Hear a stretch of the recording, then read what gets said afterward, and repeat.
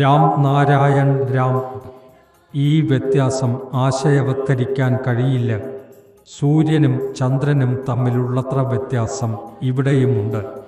അതുകൊണ്ടാണ് അവർ വരികയോടെ പറയുന്നത്, ചെറിയോ സഹോദരന്മാരെ, നിങ്ങൾക്ക് ഇഷ്ടമുള്ളതൊക്കെ ചെയ്യൂ.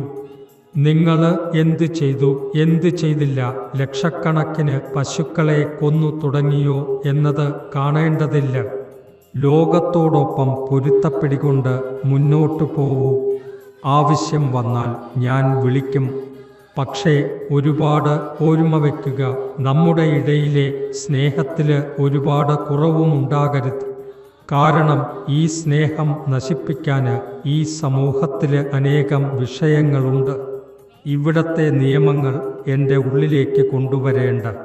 സിനിമയ്ക്ക് പോയാൽ ദൈവം ഇല്ലാതാകുന്നു, ഒരു പെൺകുട്ടിയുമായി ജീവിച്ചാൽ ദൈവം പായും എന്നിങ്ങനെയുള്ള ആചാരങ്ങളെ ജന്മസിദ്ധമായ ആത്മാവുമായി കൂട്ടിച്ചേർക്കരുത്.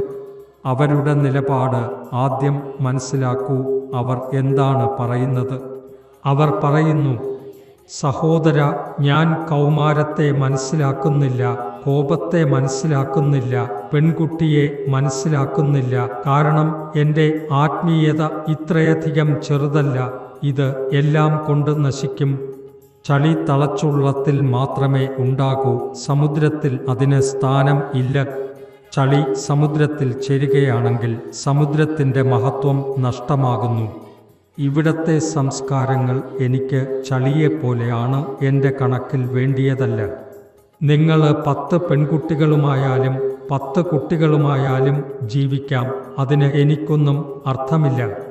കാരണം ഈ ശരീരവും ഇവിടെ തന്നെയായിരിക്കും, ഇവിടത്തെ കർമ്മങ്ങളും ഇവിടെ തന്നെയായിരിക്കും.